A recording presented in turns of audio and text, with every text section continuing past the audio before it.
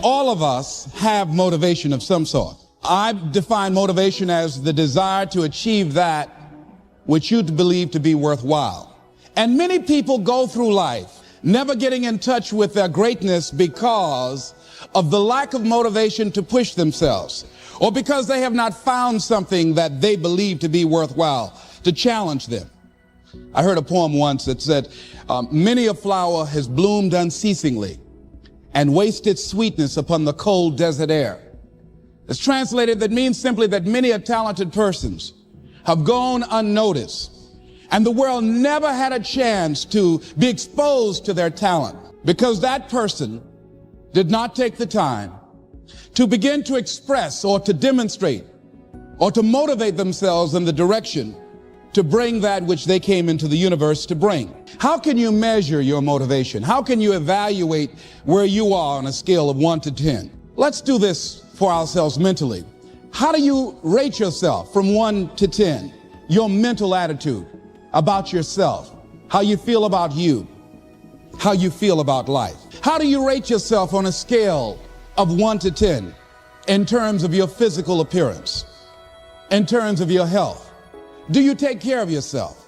Are you allowing yourself to get overweight and out of shape? Are you conscious of your health? Are you watching the food that you take into your body? Do you make a deliberate effort to exercise? You know, it was George Burns, he said, we cannot help getting older, but we don't have to get old. And many of us get old before our time because we don't take time to take care of ourselves. Your environment is a very good indicator. On a scale of 1 to 10, is it what you want it to be? Do you find it desirable? Are you satisfied? The job or career that you're involved in. Someone said that 85% of the American public are unhappy with their jobs. Are you spending 8 hours a day just doing time? Doing something that you don't find challenging, that does not make you stretch mentally, that does not stimulate you, that does not inspire you. Something that you don't find a sense of fulfillment in it. If you're doing that day in and day out, it has to affect how you feel about yourself, your level of motivation. Your relationships, what kind of impact is it having on your life? Is it nourishing or is it a toxic relationship? Does it drain you or does it build you up? Ask yourself that. How motivated are you to do something about it? Your contribution, your actions. What are you giving? Many people will leave the universe without a trace. No one will know they were here. And in fact, under their name, we could put under there, not used up. Will anybody know that you came this way? What contribution are you giving? What will you leave? What will be different because you came this way? Someone once said that life is our gift to us that God has given us, and how we live our lives is our gift to God. What kind of gift are you formulating? Is this a gift that you like to take back and do something else before you turn it in? Think about that. What can we do? What are some of the keys that we can begin to use to motivate ourselves when our batteries run low? Because I don't care who you are, I don't care what you do, at some time you are going to get tired. At some time you're going to get in a rut. Seem like nothing you do works out right. And sometimes it just seems like you just don't have the wherewithal or the will to do anything. That sometimes you act like you're punch drunk. You're just wading through life, just doing time day in and day out, looking at non-discriminatory television, anything that's on, just looking. And depressed, feeling powerless, feeling useless, and bored. What do you do? How do you get yourself out of a rut? How do you, when you know you can do more than what you've been doing and you're not doing it and you're discontent with where you are, you get angry at yourself. How do you get out of that rut? How do you motivate yourself? One of the things that we must do is that we must be involved in working on achieving self-mastery.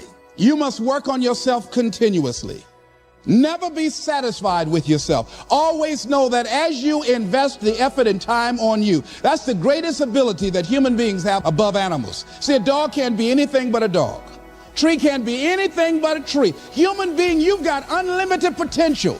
You can put effort on you, and by concentrating on you and developing you, you can transform your life wherever you are right now. So you want to work on yourself. You want to read books that inspire you and motivate you. You want to listen to tapes over and over and over again. And I suggest that you listen to tapes when you first get up in the morning. You want to control the spirit of your day. When you first wake up in the morning, your mind is operating at 10.5 wave cycles per second.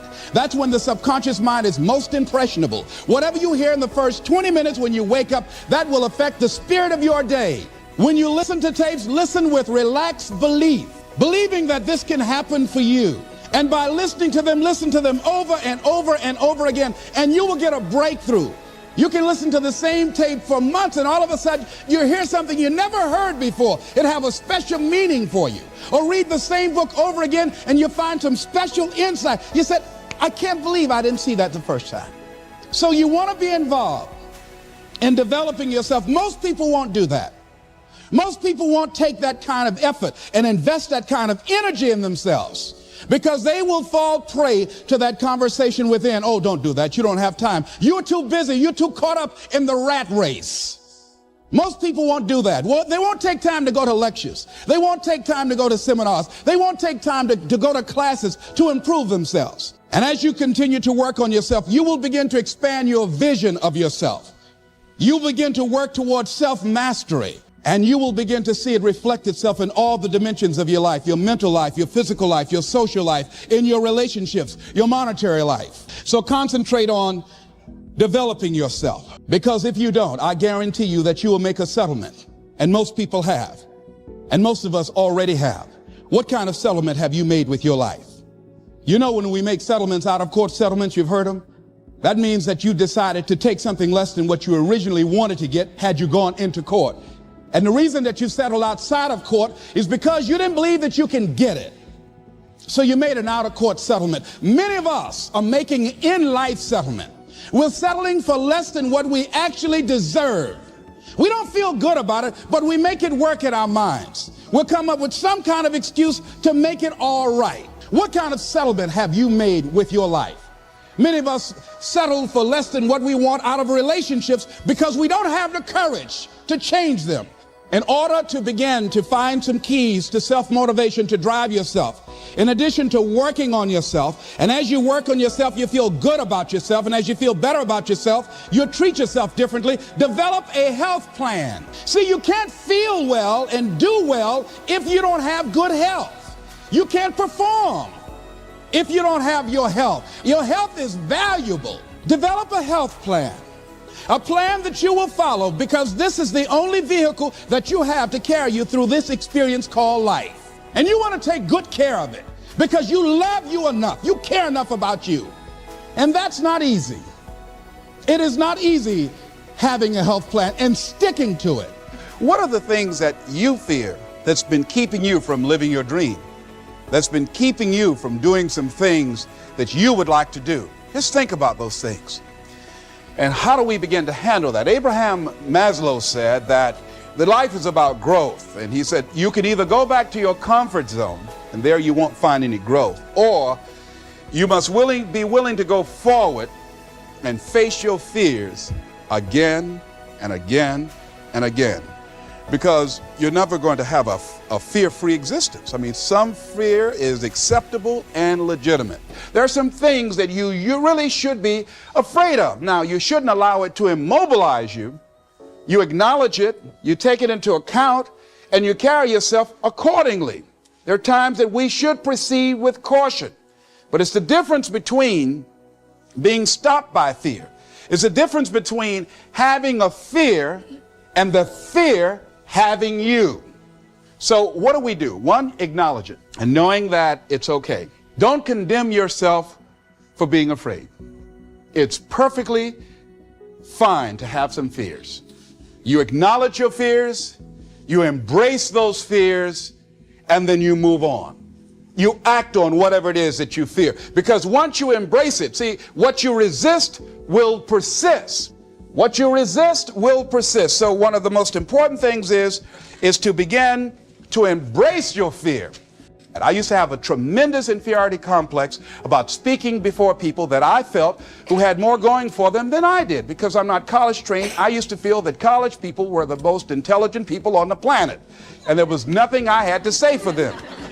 And what will they listen to me for? That's the way I felt. And so I had to visualize myself speaking before them, speaking before various audiences that had more going for them than I did, and realize and appreciate my own value and that I was a worthwhile person, even though I didn't have all going for me. I didn't have the money, I didn't have the education that they had. So part of the process is seeing yourself being worthy, being capable, having what you need to make you a worthwhile person, and that you're more than able, and that you deserve to be listened to, or you deserve to have that dream and that passion and whatever it is that you see and envision there. You've got to see it in your mind's eye and know that you've got what it takes. Fears am I holding on to? What fears that I'm allowing to imprison me, that's keeping me from breaking out, that's keeping me from living up to my true potential, that's keeping me from really being happy, that's keeping me from having a sense of adventure and excitement in my life? What's keeping me from controlling my destiny? What fears that I'm giving that permission to? Notice what I said, that we must give our permission to fear to immobilize us. Because whatever discomfort you experience, whatever challenges or difficulty that it is, you got to handle it. You got to go up in there and wrestle with it. Will it be easy? No. Will it be challenging? Yes. A friend of mine who's going into recovery, he's been addicted to crack cocaine for years and alcohol. And he was talking about how challenging it was and why he was dreading going into cold turkey. I said, what do you want me to tell you? That it's going to be a picnic? No, it's not. It's going to kick your butt? Yes, it is. Are you going to want to die? Yes, that's a part of it. But that's just what you must go through in order to get where you want to go. And guess what? You are strong enough to do it. You're strong enough, and your life is worth whatever you have to go through to get past this addiction. Whatever you have to do, this dream you got, whatever you want to do, will it be easy to just run out there and do it? No. Will it happen overnight? No. Will it be a struggle? Yes. Will there be times when you can't make ends meet? Yes, that's a part of it. Will there be times you won't know what to do? Yes, that's a part of it. Next thing is that you want to monitor your inner conversations, the things that you say to yourself. You want to watch them, and in watching them, you want to take charge. A friend of mine told me this evening, and she did it excellently. She said, I didn't want to come tonight. I was feeling so depressed. And I said, I'm going anyhow. See, that was the conversation. Oh, you really don't feel like it. You really don't need to do it. You don't really need to read anything. Forget all that. That's that inner conversation. Oh, you don't need to worry about trying to go into your own business. Forget that. You can't do that. What if you lose everything you've got? That inner conversation that stops you from doing the things you want to do less, don't do that. How can you possibly think about being a motivational speaker? You don't have the contacts, you don't have the money, you don't know the right people. You're going to get up there and your mind's going to go blank. Forget all that. You remember that time you got up before some people and you panicked? You stood up and your mind sat down? Don't you remember? And I said, yes. And then I said, shut up. So you've got to learn to stand up to yourself inside yourself and short circuit, override that conversation that's always going on. 85% of what that conversation will tell you is negative. It's negative. It will tell you you're tired when you really are not tired. It will tell you you can't do it. It will fill you with fear. So you've got to watch that conversation. And when you find it going on, you've got to stand up to it and say, I'm going to do this anyhow. I'm afraid, but I'm afraid not to do it. And I'm not going to let you stop me. The biggest challenge that you will have in life is you. There's an old African proverb that says, if there's no enemy within, the enemy outside can do us no harm. The next thing that is a key to self-motivation is that you've got to ask yourself, what do I want out of life? What do you want out of life? What do you want out of a job? What do you want out of a career? What do you want out of a relationship? What do you want? What gives you your life? How will you know when you got it? What will make you happy? You need to know. You need to start asking yourself some questions. What do I really, really, truly want? And you need to be exact about that. Don't be vague. Oh, I just want to be happy. That's too vague.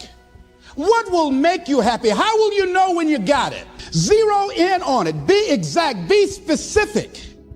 And as you do that, that will stimulate that superconscious mind, or the reticular activating system of your mind, that will begin to find those things, to identify with it. And once you begin to determine that which you want, take the time to write it down. Don't just think about it. Write it down. That is a subjective process that engages the subconscious mind. Write it down. Once you write it down, read it 3 times a day, morning, noon, and night. Why is that important? Because what it will do, it will cause you to focus. It will cause you to concentrate. When that other conversation is going on, telling you what you cannot do, telling you all of the impossibilities and all of the obstacles, your concentrating will begin to create a larger vision within yourself, and you'll start looking for and seeing some new opportunities. You start creating some openings for yourself. As you begin to read that every day, day in and day out, that will make you focus. That will discipline your thinking, and you'll get all kind of creative ideas. As I talk to you right now, being involved in this immersion process, you're going to create some openings for yourself. You're going to get some ideas. You're going to feel your adrenaline flowing, and you're going to think about something, some idea you had, and you say, I want to go back and I'm going to look at that again from a different vantage point, not from the level of the problem or the obstacles that I encountered, but from a higher vantage point. Because what you will begin to see and to know as I talk to the higher consciousness within you, that you are powerful, that you are a miracle worker. And that inner conversation has conditioned you to believe that you are not. And as you begin to discover the truth of who you are, whatever challenge that you're facing in life, and if you're living, you're facing some challenge, you'll begin to know that you're powerful and that you're a miracle maker. So as you begin to write down exactly what it is that you want, read it every day. The next thing is, see yourself there. How will you feel once you get there? What will the experience be like for you? What will be different?